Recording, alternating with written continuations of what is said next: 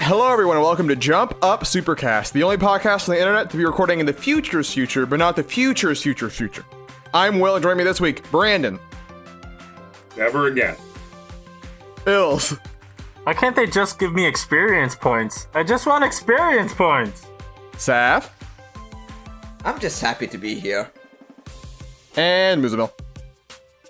You said my name so unexcitedly when I am the most exciting part of this podcast. No, you are not. I'm clearly the most. You're not the exciting most part exciting part of your show. No, you screw all of you. It's me. I'm the star of the show. Okay. Okay, You hear me? fucking kick him out already.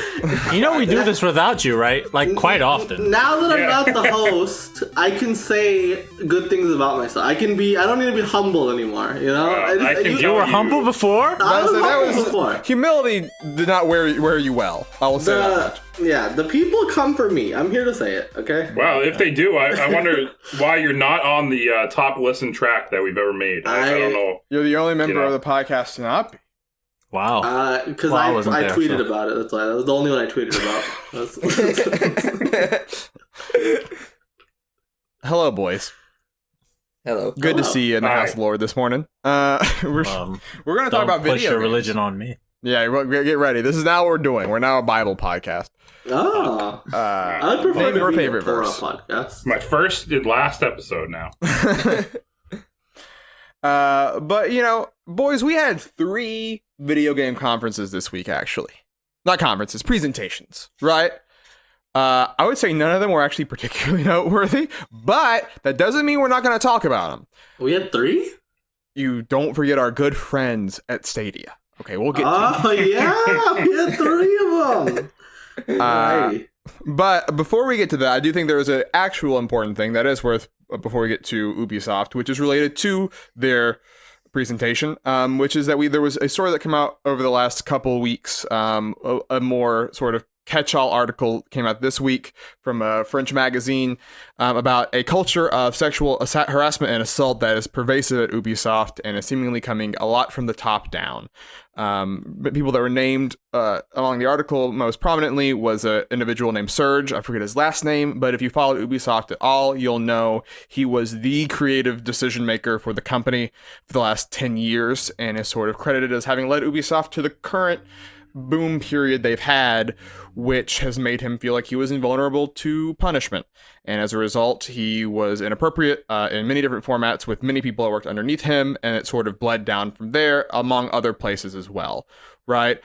He has been let go, as well as the head of HR and the head of Ubisoft's Canadian studios, who were all privy to reports and did not act upon them. This is being done by a third-party investigation that is currently ongoing. And hopefully that will bear more fruit. If they're willing to fire these people who are incredibly high up in the company, then there probably won't be many people that can feel like they're safe if they've done things that are worthy of being fired, frankly, if not more. And sort of, I would feel remiss to talk about their video games without mentioning this at the front. But we're still talking about it because I saw people who were directly affected by a lot of these individuals be on Twitter saying, hey, I'm still proud of the stuff I worked on, and I hope that it's not all for nothing, basically, right? And so I feel like it's worth to mention at the start up here, and if you guys can offer anything else you want to say about the situation, but I wanted to make sure, I would feel bad to not mention it, essentially. Fuck them. So Yeah. they resigned. I know, and resignation and firing, there's not much difference to what compensation they get in the UK. Is there any sort of difference between resigning and being fired in Canada or in France? I don't know. I can't really speak to that, to be honest with you. Sure, Essentially, it seemed like they were going to be forced out either way, and they took the resignation. Okay.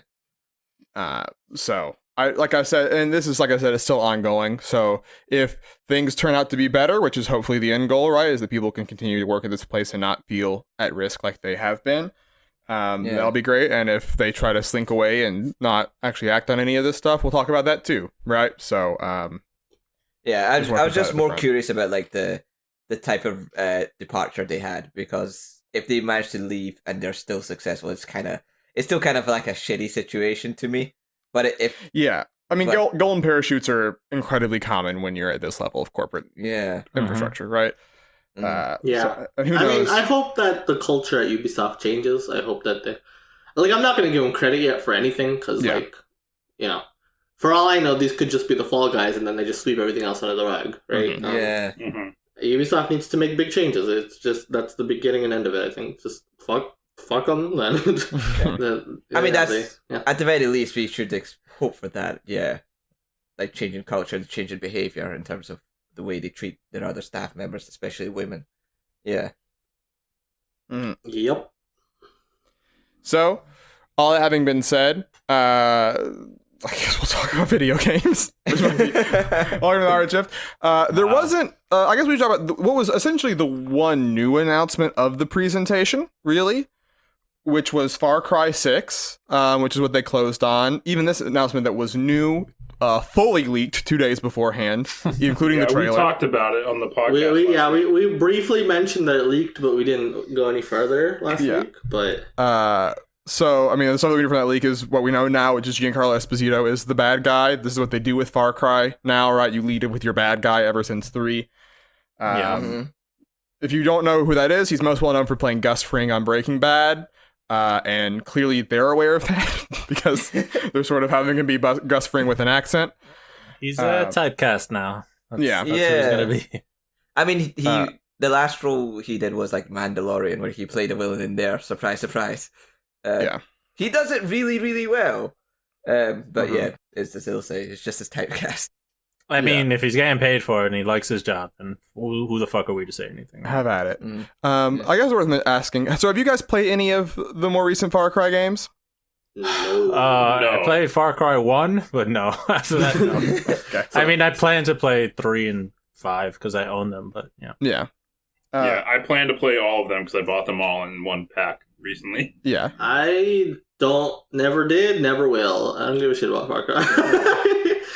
I can talk about Far Cry. Sure. Play him? No. It's not my cup of tea. I'm not gonna lie to you. Him being a villain has me interested in Far Cry because I really like him as an actor. So sure. I mean, sometimes, Far Cry 5, right? I think was a great example of that game was fully playable in co-op, no restrictions on that whatsoever, right? Drop in, drop out, whenever you want. And sometimes you're just in a mood for that kind of game. Right? Yeah. And I kind of wanted to get Far Cry 5. It's just the setting was so uninteresting to me. Montana. Wow. Montana. You just hate flyover God's states, country. Look, flyover states. I don't care about them. Here, sorry to say.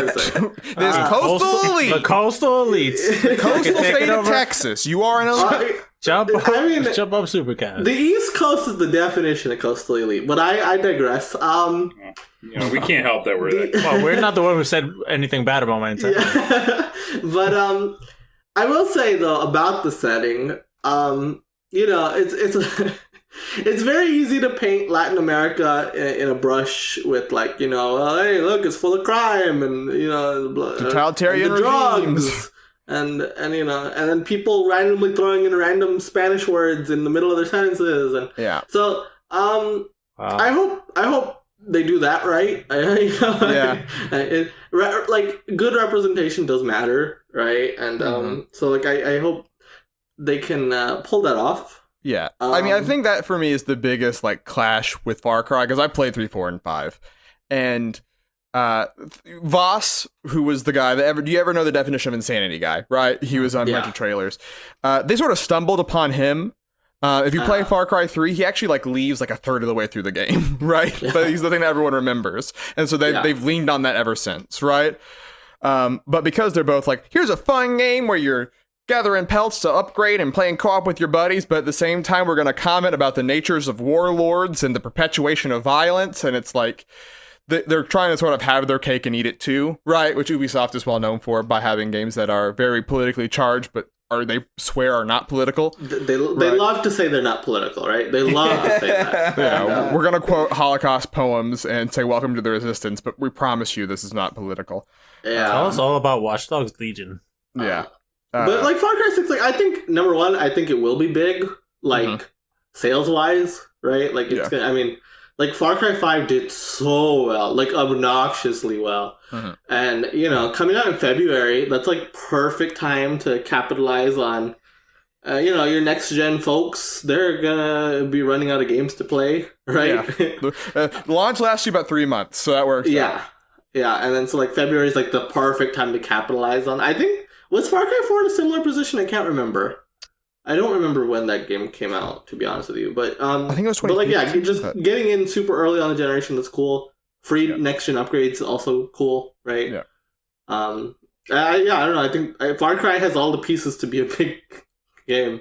Like, it's been accelerating, right? Like every Far Cry since 3 including 3, has done better than the last. So we had besides Far Cry, we had 2, I think, extended gameplay demos for Watch Dogs Legion and for Assassin's Creed Valhalla. Right, this was the first we've seen of Valhalla, so I guess we can get to that one first. What were your impressions? It looks bad. Okay. I don't know if I thought it looked bad, but I can tell you I was not interested in it. Yeah, I guess to put it in a better way, it looks rough. I think that's undeniable. It needs time in the oven. Right, and it's not getting time in the oven. It's coming out in 4 months. It's coming out in 4 months, right? And it's weird because I was like optimistic about Assassin's Creed because if you go back to the launch of this current generation, PS4, Xbox One, Black Flag came out. It was a cross-gen game, but Black Flag arguably the best game at launch, right? Mm-hmm. I don't have that same optimism for Valhalla. Valhalla. I always think of the leaked name, but that's no. Valhalla. I don't have that same optimism anymore, and I did previous to this, especially because the last 2 Assassin's Creed games were good, right? Yeah. And then you have, to tie it into the beginning of this podcast, the creative director had to resign. Yeah. The creative director of Ragnarok had to resign about Valhalla. couple. Did we say Ragnarok? Valhalla. Goddamn. Ubisoft. Okay, whatever. He resigned, and so your creative that's a big departure for that game, right? Yeah. And the game's shipping in 4 months. That's kind of crazy. Yeah. But it just looks like very unpolished. Not at all what I would call a next gen showcase, right? I don't know. I think I'm curious about Ubisoft in particular in the time that we live in with the pandemic and everything, right? Is Ubisoft has been able, they have 5 what they describe as AAA releases in the next 8 months, right? That's a ton, for a studio, right? Mm-hmm. And they've done that through just sheer numbers, right? If you 17 studios is working on Assassin's Creed Valhalla, Yep. I imagine when you have that many things happening and that many people, it's even harder to coordinate when suddenly you're all working from home, right? Yeah, for sure. I wonder though, because Ubisoft developments are so split between so many different parts of the world already as is, right? Yeah. I wonder if they're just naturally more well equipped to working from home, right? Yeah. Because they're used to this this mishmash of just people everywhere from all corners of the earth, right? Yeah. And so just the way the developments go, I wonder, just working from home is it just business as usual for them, right? Yeah. I don't know. So but like you said, the ideas they were showing, I was interested in, right? The idea of your village growing and stuff like that. I'm I love player housing. I think it's cool to have a place you see grow as time goes on. But you might want to wait for the patch, Yeah. And just kind of also gameplay wise, I guess you could say this about the last 2 as well, but they just seem more and more leaning more into just this is a generic Western RPG, right? Yeah. I think Valhalla looks a lot like, an off-brand Witcher. Well, I think that's also the setting, right? Egypt and ancient Greece were both relatively unexplored, things for an open world game to do, right? Mm-hmm. This type of a lot of fantasy places are inspired by this real life region, and so it just sort of feels like those games. Yeah. But anyways, so that'll be like I said, that's coming out in November. So we'll see. Watch Dogs, though, I feel pretty positive on. Actually, I think it showed off pretty well. Yeah, game looks super good. Actually, feeling better and better about picking it for my fantasy critic. It's actually coming out. Critic. Even if you're going to play these games, you're investing at least. This is the game that I was most interested in here at this event. Yeah. It's. I think it'll be interesting. Like once again, like there's the weird tone they're gonna have to thread of like, there's a revolution and what are you gonna do? And here's all this like social unrest. But also, you can play as like a construction worker and hit people with a pipe wrench and a nail gun, right? And it's sort of like it'll be fine. A nail gun's mighty strong, huh? it's real strong. It'll be fine. They're apolitical. It's not. Yeah, for sure. Yeah, it should be okay. I mean, like, not many people talked about Watch Dogs 2. I think Watch Dogs 2 kind of fell under the radar for a lot of people, right? Mm-hmm. Yeah. But from what I've heard from people who played it, that game is actually a super fun sandbox game, right? Yeah. Especially when you're not just doing the normal shoot, right? Sure. And so they're just leaning far more into that direction with the gameplay by doing this whole, like, play as a billion different NPCs, right? With all their own unique characteristics. Like, it's just leaning so much more into just like, hey, just have fun fucking around with technology in this sandbox game, right? They've done like their own version of Saints Row, where they've just turned it from something serious, from like Saints Row 1 and 2, to something extremely good. But yes and no though, but they still present the story as super serious though, right? Like they were quoting like a Holocaust poem in the trailer, you know, like they're invoking probably heavy stuff. The best way to do that, but yeah. And so like you know, and you said it with Far Cry, and it's very real here. Like they just kind of have their cake and eat it too, right? They just like they have this super serious, super like touching upon like very real issues story, right? Mm-hmm. But then like the gameplay is just mostly about like fucking around. Yeah. Right? And so, I'm interested on how exactly you recruit more people to the cause or whatever. Sure. Like that seems like it seems like it might be part of the gameplay that could be interesting.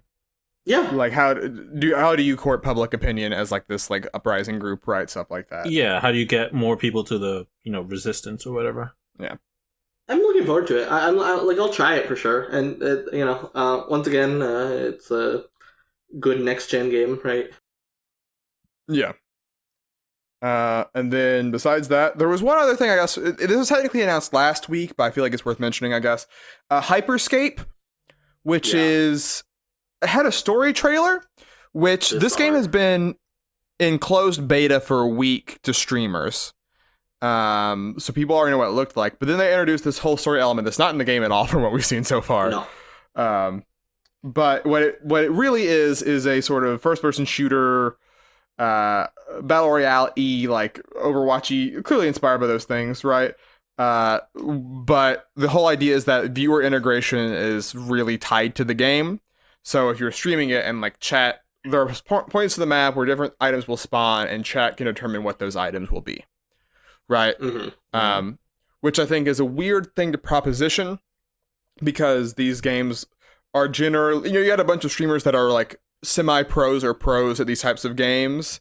So you're sort of positioning it as like, look, this could be a potential esport, but also it seems weird to be like, this is a competitive game where also chat can fuck you over. Right. Like, I don't know how they're going to thread that needle necessarily. That's a little weird, isn't it? That's definitely strange. Doing a story trailer was bizarre. Like, why? Does anyone truly care about like the setup for why a battle royale is happening? When it's essentially also just Ready Player One. Yeah. Do we know why the things in Fortnite happen? Like, why are they on an island? No. Like, I don't think anybody. They do fun little story stuff, but not like this is why they're on this island kind of deal, right? Like, no one gives a shit about that. They're trying to be real cute, right? Because they're like, look, everyone lives in this dystopia, but they all watch these streams and they watch this game rather than like have to face the reality they live in, right? Because they hope that they'll get big one day by playing this game, and then in real life, you're watching people play this game. And they're hoping they're gonna get big. How meta. They're like, oh, well, look, we're being really cute. And you're like, yeah, you're being really, really cute, and I don't care. I don't care. You've actively made me feel more depressed describing the scenario. I mean, it's essentially exactly fucking Ready Player One. Yeah, to a T, yeah. Yeah, it is. I like Battle Royale games a lot, actually. I'm open to trying this one out. Though from what I've heard from people playing it, it's like super unpolished, right now, which I guess is to be expected. Yeah, pre-alpha. And, Ubisoft does not have the pedigree that, say, Respawn did when it comes to, like, game feel in a first-person shooter, right? Yeah. So, that'll be... it'll take them a while to find their footing, maybe, in terms of gameplay. But, it's doing something different from other Battle Royales, right? There's no circle. Instead, there's, like, a kind of a capture the flag element a little bit. Mm-hmm. Or I guess King of the Hill would be more accurate, right? Whatever. Yeah. Man, you've become a real Respawn simp recently. I mean, Apex Legends is incredible. Titanfall 2 I recently played, incredible. Like, I love those guys. Anyway, but Hyperscape, I'm open to trying it out. I don't know. It'll probably be a while before it's actually good, I guess.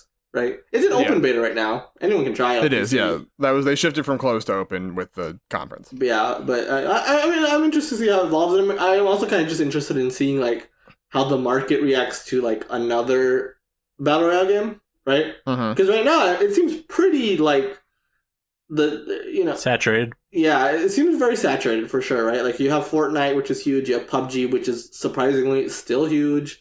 The PUBG this week became the 4th best-selling game ever, by the way. Huh? PUBG became the 4th best-selling game ever this week, by the way. Lord have mercy. Yeah, so just to say, like, PUBG's coming for Wii Sports freaking soon, huge, right? And then, like, Apex still really big, right? And so, like, you have 4 big players. So, like, is there room for 5th? We're about to find out, I guess. Yeah. So, well, yeah. So, like you said, we'll find out. I mean, we'll see if it's better late than never, I guess. Yeah. But that was sort of Ubisoft's conference. They said they're going to have another one down the line. Right? So this is digital presentations are just going to be the future period for everything. I miss E3. I really do. More than ever. I miss E3. Like, I hate this bullshit. Like, we can just let it go. Let it go. Everyone's doing direct style now. We can do whatever we want many times throughout the year. And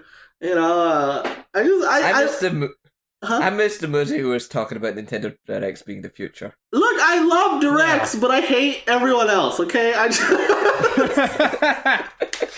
Well, I mean, it took 130 odd episodes, so we finally got the most clear statement. Mask off. I've always been mask off. My biases are clear. If you've listened to me more than 5 seconds, I love Nintendo, right? I think that goes to say for every single one of us. But, whoa. Hold on, keep watching here, bud. Yeah. I'm just a proud gamer. No, but really though, like you're goddamn right. Listen, I love video games and I love all video games, and I've said it on this podcast, but I'm not afraid to admit that I'm a fucking Nintendo homeboy for life. I am not. But that aside, for a quick second though, I liked having everything in 1 week. No, I was gonna say because I think there's something. I agree. Right?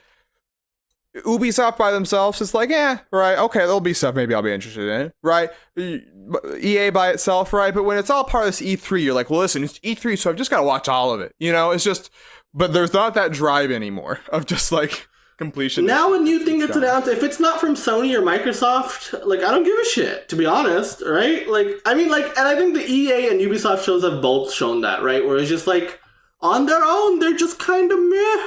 Right? Like that EA conference, we talked about it, that sucked. Right? We can be honest. This one, it was pretty mediocre. Like, Far Cry was a cool reveal, I guess, but like, they showed essentially 4 games, one of them which was already out, and there was nothing new, there was nothing like, there was no pizzazz, it was just meh. The problem I have with that is that this is no different from how they were during E3. Well, no, because all in 1 week. Well, no, but number one, like Will said, having Sony and Microsoft and Nintendo around that, it makes it, then it's just one part of a grander, bigger thing. The rising tide raised all the ships. But then also, on top of that, though, you're missing the glitzy glamour, Ubisoft specifically, right? We know for a fact that they are doing another one of these things in a couple weeks or months, right? Normally, they would have packed everything for the next year in one show, right?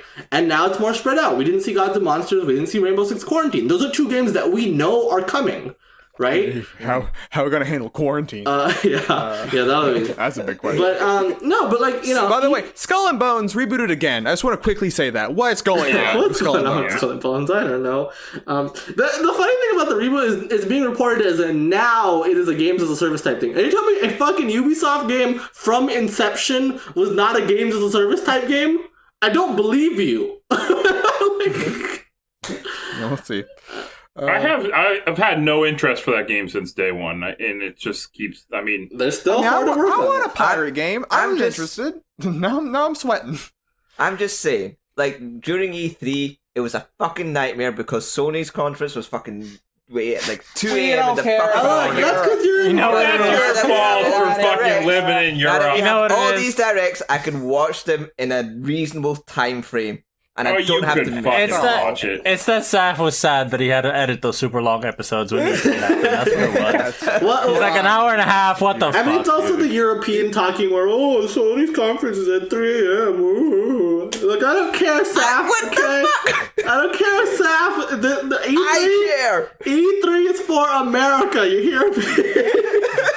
Yeah, it's good old Los Angeles, baby. Just like coronavirus for America. Yeah. Well, you're missing. You know what else you're missing? You're missing the glitz and glamour of the stage and the lights. And I don't care about that. Celebrities. Like the worst part. Bring out the celebrities. The worst Rob part. McElhenney's out here right now. I genuinely do prefer the digital format, though. Like, both Ubisoft and EA, you could at least say they were much better paced than their normally E3s are. He's pancaking. Right. Where flip-flopping. was the Just Dance stance? Where was the Just Dance dance? Yeah, where's the pandas? We didn't Up your see butt. Panda. Yeah. Anyway. Oh. I mean, if we're going to talk about Devolver next, I mean, like, it's such a biting commentary on what I was just talking about, though, right? Yeah. of what everyone is trying to do now. But yeah, I mean, let's just talk about Devolver. This one, lore heavy year for Devolver Digital. Oh, yeah. Lot of story. Devolver, they got that punk rock attitude. Whatever. But they had games also, right? They do actually publish video games in addition to making short films. Such as Shadow Warrior 3, which is how they opened the show. This looked great, honestly. I was really into it. Yeah, I mean, I haven't played a Shadow Warrior game, but it looks really colorful. It looks fun. I'd definitely be down to play it. There's wall running in a first-person shooter. It Wow. looks Where have we seen that before, so Muzzy? cool. Grappling hooks in a first-person shooter. I've seen that before recently, too. In Doom Eternal, sort of. It looks really cool. No, yeah, Like, very gory. I was interested, right? Because maybe because I just played Titanfall, but I was like, whoa, Titanfall's dead. This looks cool. Yeah, I don't. Yeah, this game looks great. I mean, the thing with the hitting the lever and the giant cylinder with the spikes, like destroying that dude, and then like using the grappling hook to pull it back and like killing another guy was like really fucking cool. And Bulletstormy, almost. Yeah, but kind of bulletstorming. And I was like, wow, never played Shadow Warrior, but now I want to. And then I was like, oh, Shadow Warrior 2's on Game Pass. That's cool. And then I was like, oh, I already own Shadow Warrior 1 from Games with Gold from a while ago, so I guess I'm good. I own the series. Well, okay, so I'm gonna have to turn in my gamer card here, right? But I had legitimately never heard of this franchise before. Yeah, this. there was an I've only heard of it Shadow recently, Warrior. so. It got rebooted in the modern. But like, so like, was Shadow Warrior 2 good? Like, should I be excited for? I mean, because like the sequel looks good, 3 looks good, but the general impression that I've gotten is people say 1 was like okay, right, to kind of bad depending on who you talk to, but 2 was a big step up. Was what I understand from people. Okay, and so like this could be a big step up from 2 then, and be truly something that's really what good. I think. Yeah. I mean, know if you at start least playing one these guy games, from you're just Super going Best to play Friends them loved from 1, aren't you? That's what you do. No, I mean, I would just jump into 3. I don't really have an interest. This one does not have I don't think Shadow Warrior has a story. Yeah, like, I don't give a shit. That's what I would do. I like to see the gameplay progress. Like I just want the newest, shiniest thing. Okay, I don't have time. I like to appreciate where they came from. I don't have time to play the other Shadow Warrior. But like, yeah, if this game is good, I'm interested. It looks like, and trailer sold me. So like, I'm not like in, but I put it on my wish list. I'm intrigued. It looks real cool. They also had a bunch of release dates. Really was sort of a lot of the other stuff they had.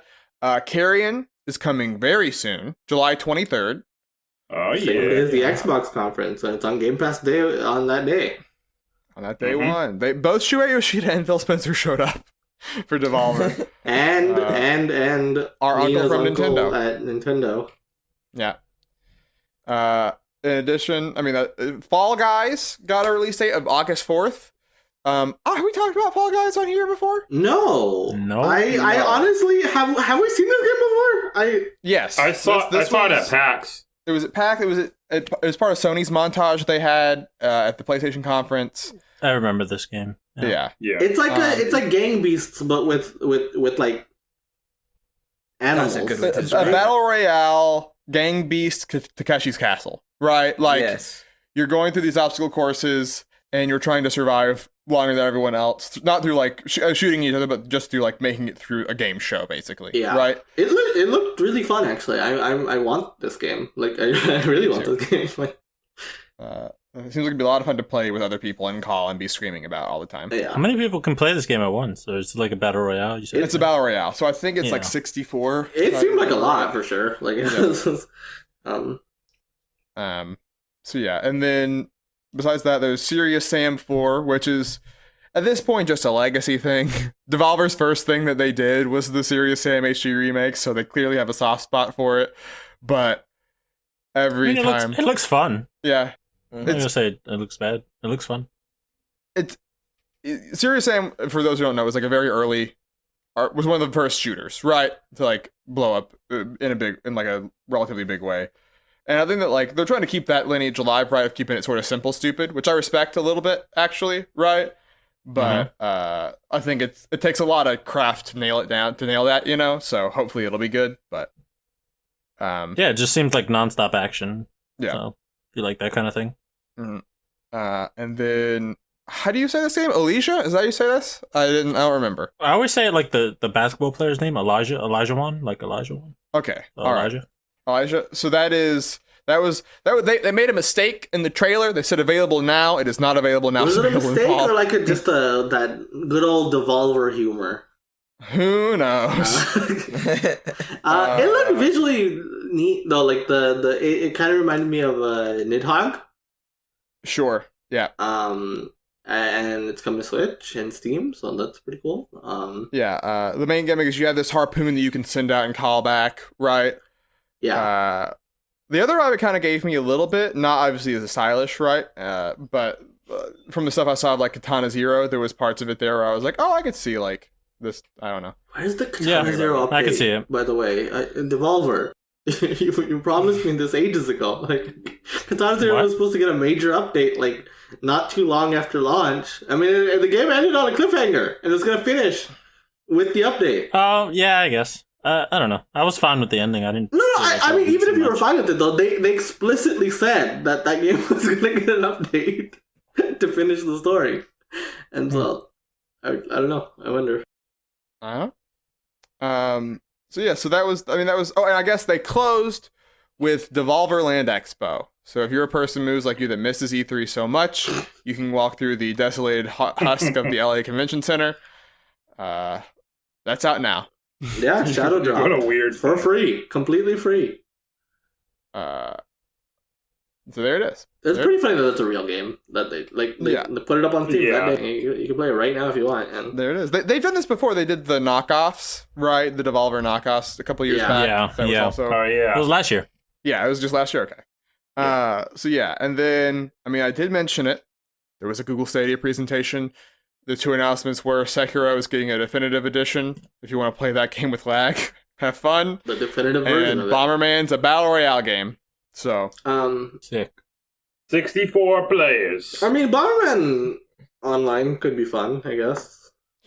there's Bomberman's a always fun whatchamacallit. online. There's a free to play game on Steam that is essentially a multiplayer Bomberman battle royale. It's fun. I played it before. I had a good time. Is Bomberman R Online, is that free to play? No. Well. I was gonna say So- a free to play Stadia game could be a good way to get people to try the service, right? Oh, I think the original Bomberman are. I apologize. I don't know. if this one will be because I think that would be a good demo for. I mean, first of all, the whole click to play. I think it's free for Stadia Pro players. Oh god, I think what they I said. mean, I'm not subscribing to Stadia Pro, especially because we'll talk about it, I guess, soon. But like Stadia Pro is such a bad value. You pay $10 a month to get like 2 games every month, like similar to PS Plus, I guess, but like also double the price of PS Plus, and on a service that like I'm not sure will be up in a year. Yeah, this was limp. It was a very limp presentation. We're waiting for the death rattle for Stadia. I mean, like a lot of games are coming to it, right? Like Hitman 1 and 2, and like Hitman 3 is gonna be the day one, I guess. That's cool. Yeah.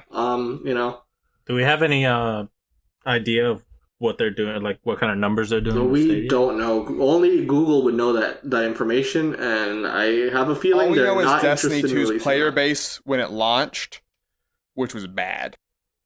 That's all. I can't imagine it's gotten better since. Yeah. I mean, like Destiny. Yeah, I guess we did see like Destiny player counts, right? And that was the game that like all Stadia Pro owners had. Like, if you had Stadia last year, you had Destiny. And if those player counts were bad, then yikes, right? Like, all right, give me your predictions. When's Stadia gonna fold? I'm gonna say 2 years. Will? Yeah, I think like a year and a half. Staff? I'll go for a year. Brandon? Tomorrow.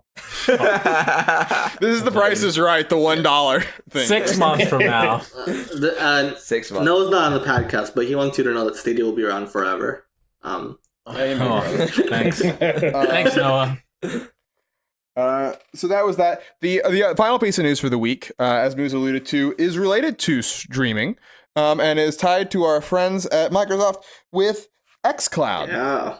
They confirmed this week, hey, xCloud is launching in fall, and when it is, it will be included as part of Game Pass Ultimate, which is $15 a month. In case you don't know that, beforehand, you just got Game Pass on console and PC, as well as Xbox Live Gold, right? Now it will also include xCloud. Coming out in September. And the value proposition of Game Pass Ultimate just completely blows Stadia the fuck out, Yeah. $15, yes, it's $5 more a month than Stadia Pro, right? But unlike Stadia Pro, you get a catalog of over 100 games, right? And you get to natively download them on your Xbox or your PC, right?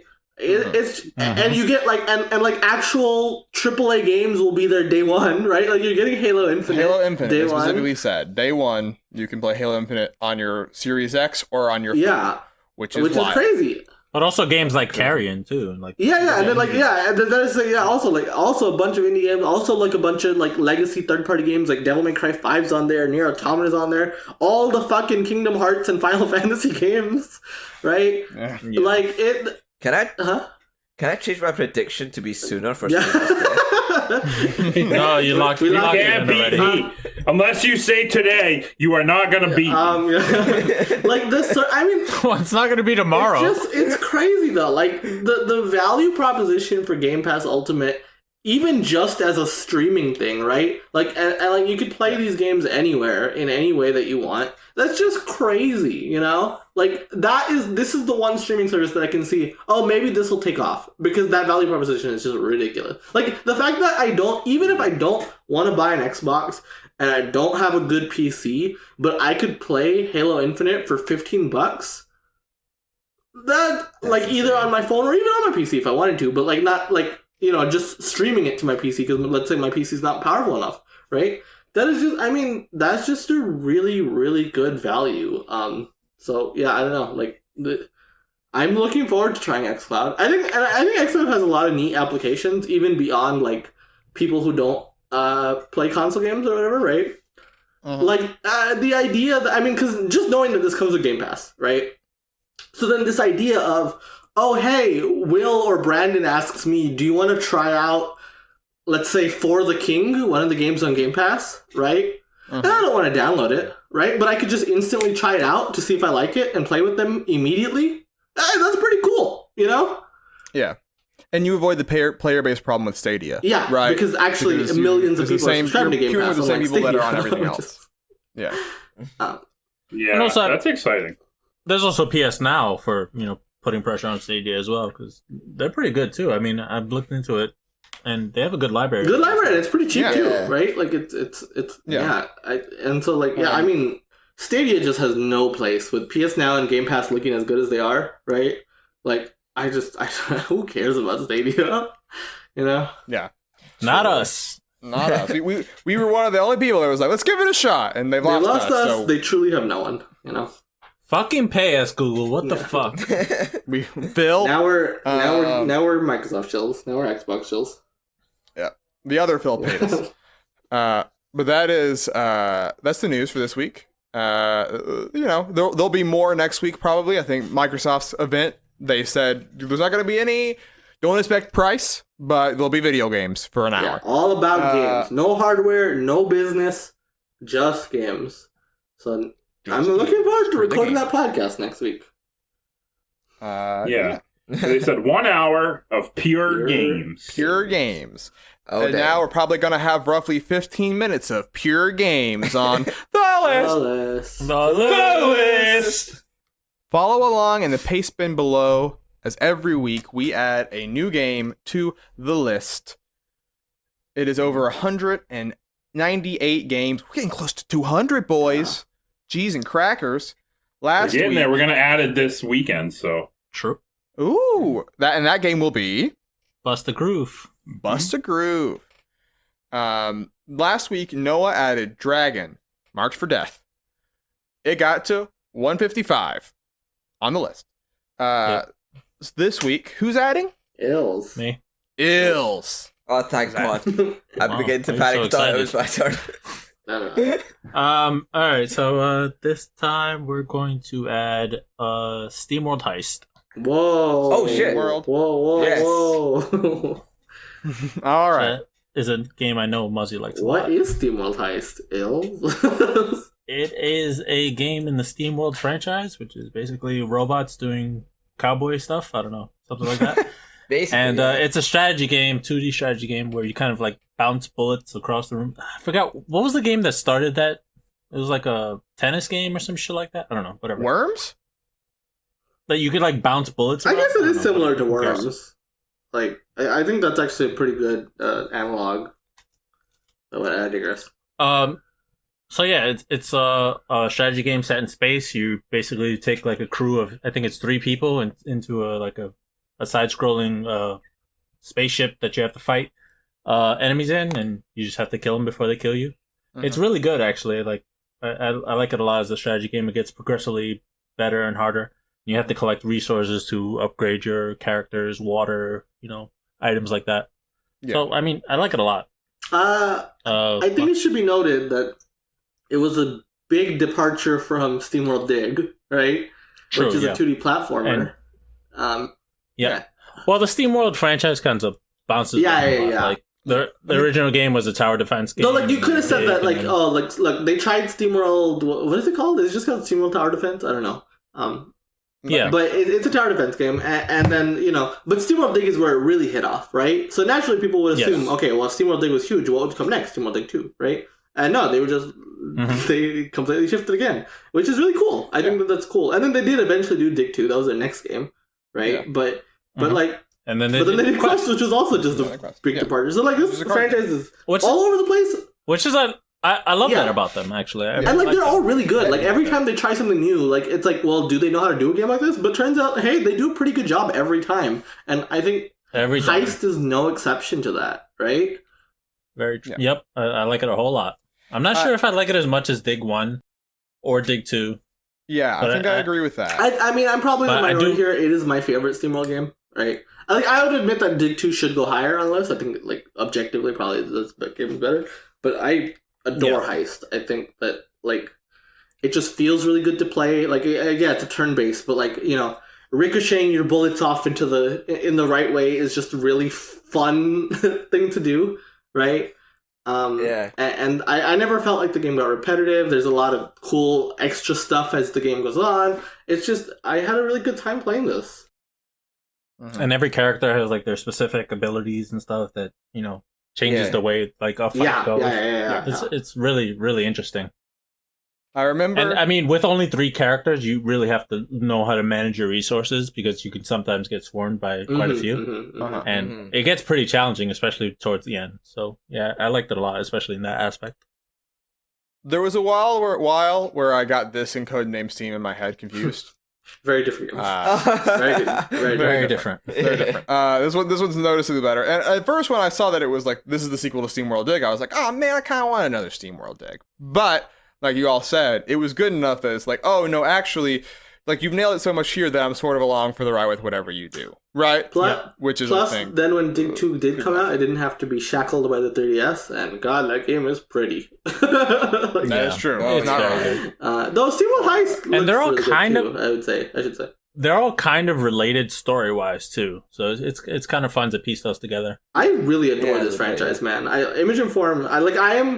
I would be in for no matter what they do, but specifically if I see SteamWorld, I know I should expect quality. You know what I'm saying?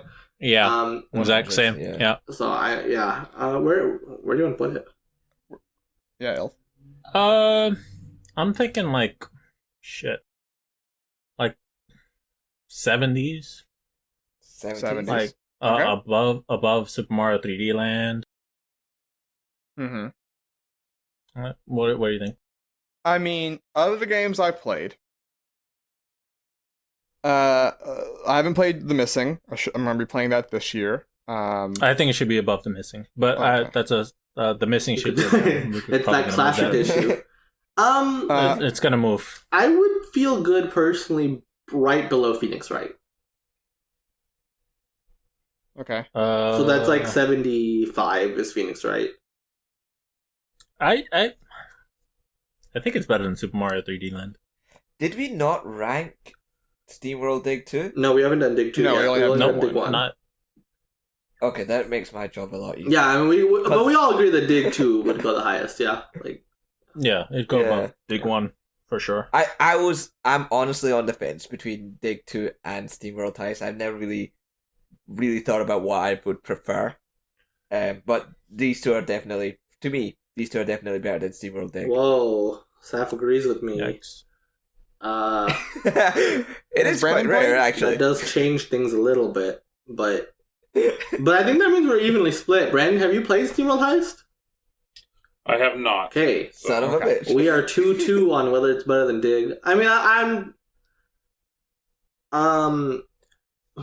So let's say you think it's better than Dig. Where would you want it then? That's a good question. I would put it below 999. I think it's where I would put it below. I mean, I'm split on whether or not I would put it above or below Dig. Right, I might be willing to meet you above it because I was gonna say ultimately I would put originally I was looking at like right above Mario Sunshine, right? But I would stop at Valkyria Chronicles, to be honest. There's some genre, right? But that was the next question. See, that's fair, but I prefer Heist over Valkyria Chronicles. Which I don't know, and that may be sacrilegious, but they are in the same genre. But I don't know. I think Heist. They're both very, very good games, I should say. But I preferred. That might just be my natural inclination towards 2D games. I don't know, but sure. I like the story in Valkyria Chronicles. I don't know. Both of them, I think they actually both have a lot of very similar strong suits, right? Which is like they're both strategy games, but they're both pretty unique twists on those games where also like there's more active role taken by the player, right? Mm-hmm. They do their core conceit very well. For sure. Yeah, but for me, I think it's just I like the story of the. But like for me, though, Valkyria Chronicles did get frustrating in parts. I never felt frustration in Heist. You know, and that's not to say frustration is inherently a bad thing, right? Sure. But like, Saf, would you put it above Valkyria? No, but looking at this list, I would have probably put Valkyria higher. That's a whole nother issue. I wouldn't put it above Valkyria Chronicles, but I would have put Valkyria Chronicles higher on the list, and I would have put SteamWorld Dig higher than SteamWorld Heist higher than Mega Man 3. 999. Oh yeah, I definitely want to move Mega Man 3. Holy shit! Yeah, Mega Man 3 is a little too high. I desperately want to move. You know, now looking at this like middle of the list, I'm just this section that we're looking at, and I'm like, there's a lot I would reorder, and so that makes it hard to rank this game, right? Because it should be in this area, but I don't know. Like, it's like above one thing but below another. It's a mess. I don't know. Like, I mean, I'm surprised we didn't move Valkyria up after we moved Fire Emblem Awakening up, because we kind of settled on those. All right, let's similar quality, right? Awakening and Valkyria Chronicles. Yeah. But let's assume we're gonna move Valkyria up. Where would you put it? Above Mega Man 3. I'd be good. Let's assume we're gonna move Mega Man 3 then down. I think 999 is where it stopped. I don't think it's better than 999, but I would put it above Punch Out. It is my feeling on the matter. I would still put it above 999. Whoa. I think I'm with Saf on this. I think I'm with Saf, but I would keep it below Rock Band. Okay, interesting. Okay, I'm fine with that. Above 999. Well, so if we put it above 999, we may as well put it above. We should put it above Mega Man 3, right? Because we all agree Mega Man 3 should go lower. Yes. Yes, All right. definitely. All right. So with a lot of asterisks. I mean, I'm gonna keep this in my mind. Don't worry, we're gonna make this happen. And Ills will remind me, so I can. Ills will subtly remind me as he talks in conversations about where. I'll try my best. For SteamWorld Heist. At 63 on the list, surrounding it at 61, Donkey Kong Country, which was just added at Super NES Online. 62, Rock Band. 63, SteamWorld Heist. 64, Mega Man 3. 65, 999, 9 hours, 9 persons, 9 doors. Technically now, whenever I have to say that one in the lineup, I have to take a deep breath. Technically now go, it's Zero Escape 999. Zero Escape 999, 9 hours, 9 persons, 9 doors. As if the title wasn't long enough already. Let's add like 12 more characters. So there it is. That is the podcast. That is the list. We want to thank you all for listening. Moose, do you want to do plugs? No, I want to take us out. Okay, I'll do the plugs. Okay, Brandon will do plugs. Moose will take us out. All right. Hello, everybody. It's me, Brandon. I didn't get to talk during the list, but I'm sure I'll have an opinion on that game at some point because I haven't played it. And I think I'm going to have to play it at some point soon. But if you enjoyed Jump Up Supercast Game Club, make sure, or not the Game Club, well, if you enjoy the Game Club, thank you for listening to our other podcast, just the Jump Up Supercast. We appreciate it. But if you enjoy the Jump Up Supercast as well, make sure to check us out on whatever you listen to your podcasts on, whether it's SoundCloud, iTunes, YouTube. New episodes go up every single Monday, and new episodes of the Game Club go up every other Thursday. This Thursday, new episode, Bust a Groove, is going to be coming out. Game after that, you got to listen to find out, man. And maybe listen to some past episodes and find some cool games that you want to play. Give us a follow, give us a like, give us a share. Feel free to let us know what you thought about what we talked about today. You know, did we mess up where SteamWorld Heist is on the list? Let us know in the comments. Support us. And if you enjoy what we do have a Patreon. $1 a month can get you a chance to choose one of our Game Club games every round. In fact, Bust a Groove is one of those games.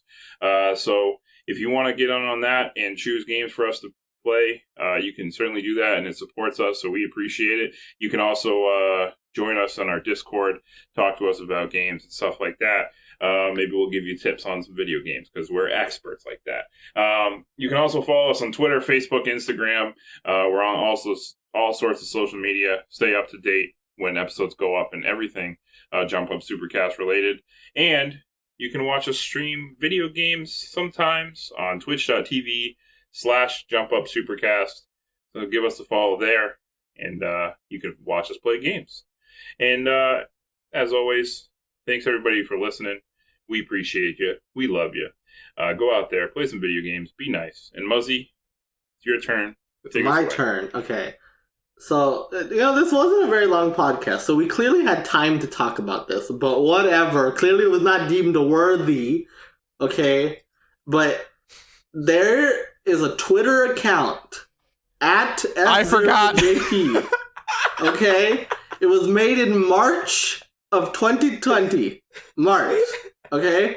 And it is registered to an email address something. It was bleeped out, but it was something at N, and then the number of letters match Nintendo.co.jp. Okay, that is the domain name. All right.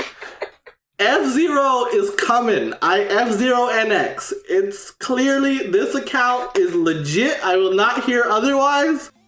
It was gonna be at E3. It's coming. Mario Kart team is making F-Zero-NX. This is like a QAnon level of conspiracy.